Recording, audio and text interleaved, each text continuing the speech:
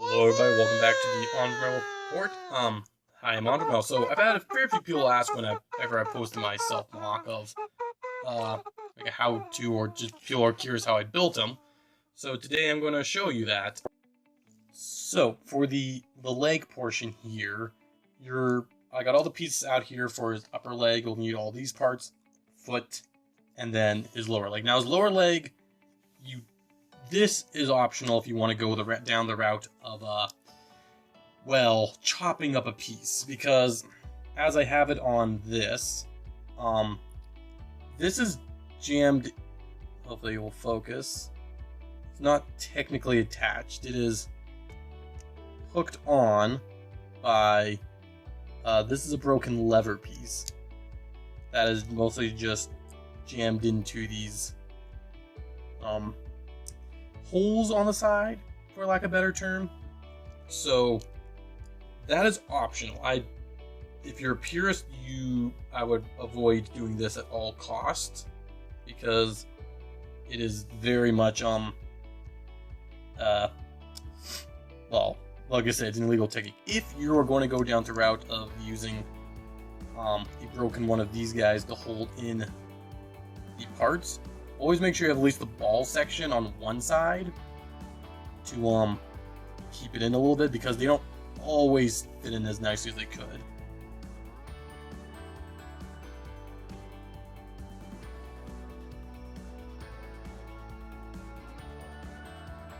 Oh yeah, this is also another illegal thing, is I have one of these chopped up just so you can use a regular too long in this part here, because it would stick out like essentially that if it was regular too long, just because this is my self-mock and I've had a few broken pieces before.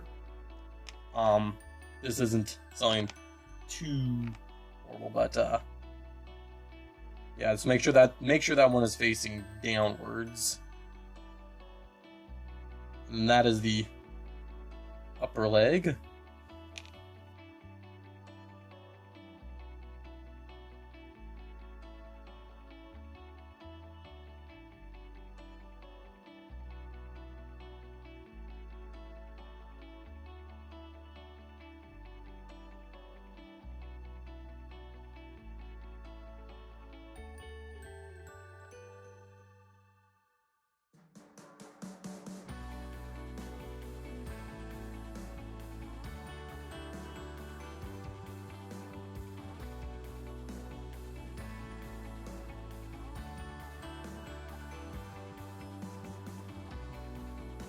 There, no, not really complicated. Now for those tiny little nubs for mine, you'll want to basically put them back at the back section right in there to do it, just because it has the tightest grip on the parts of the lever. Like I said, you don't need to do this. I just was really hell-bent on finding a way to get these pieces on because they looked so good. I understand if purists do not want to do this. Now we got it, so those can all just go there. So yeah, that's his leg. One thing to note, because this piece in there is keeping this from jiggling around, it doesn't affect the leg until you basically go to do this, like, because leg can only go so far, so, and I haven't found any better way to really keep that in without cutting up more pieces. So, like, it does limit the posability, but I think it looks really good. But like I said, you can chop up something to fit in there if you really want it. I just haven't found something else to fit in there. And here we have to build the arms. This is actually the newest part to the mock. I've actually updated it since anyone's seen online for the most part. So if you're looking at this video from wanting to know my slightly older version, these are updated arms. I do think they're better. Actually, they are much better. That's why I created them. So starting with again, parts you'll need right in front of you. The hand, very simple, just one of these Throwbot connectors with a couple of these tap pieces. Creates a nice bar for these fingers to go on. So if you really like the quad to Mata hand design, but want to give it movable fingers. Really simple, easy way to do that.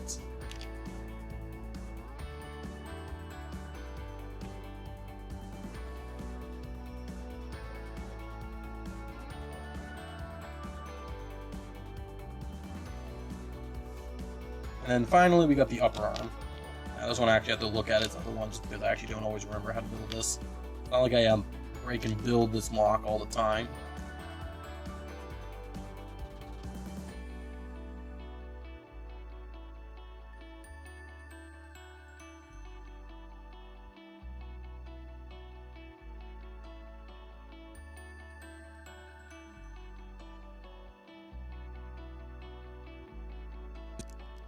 And there we have it. We got his arms built now.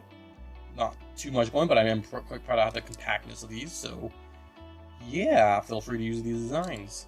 Moving on. Kind of break up to these smaller sections, just because I don't have a second version of him to go by. So, we'll just kind of look at each of these, kind of see what you're getting at. Because this is the main body, and these are all kind of stuff that go attached top of it. So, we'll take them all away and then bring them each in, breaking them down. Alright, first we have his back, essentially. So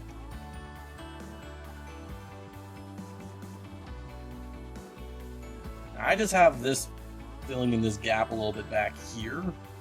It actually just kind of jams in. It just kind of fills up that little hole a little bit. Really not needed.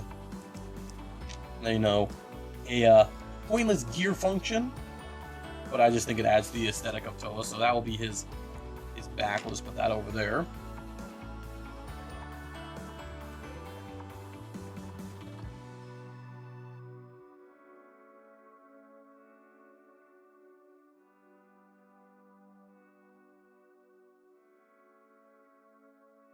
As well, just we'll need these pieces as well. This is also just a new chest armor for the chest, custom designed by me. You don't need the black and silver. Silver will work fine. So there's a couple of these 3-length Lego system sticks. You just attach 2 of these together. It does not matter if the axle holes are connected. Oh, well, you know, I did get them lined up perfectly. Nice. Doesn't matter if they're lined up or not, because we'll see in a bit. So let's put those back there. His groin piece. Again, I do have some chopped up shorter axles here. You don't need to. It just smooths the whole build out, as you'll see in just a quick second. So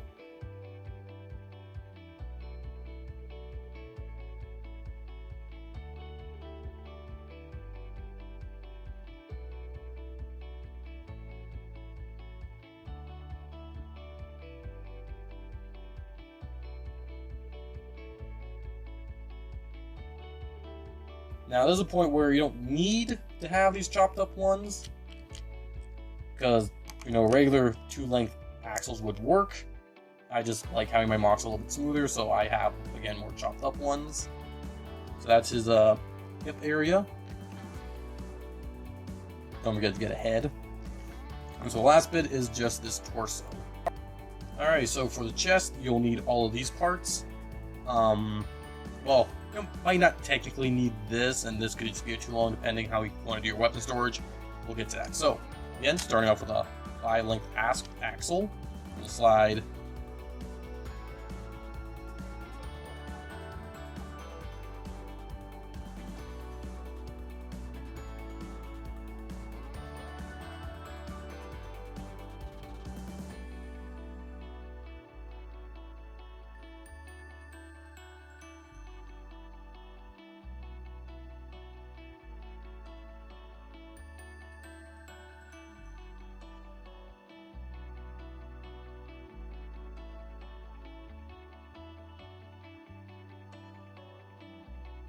you want to get a couple, how length are these? So these are about, what, 2, 4, 6, about 8 lengths.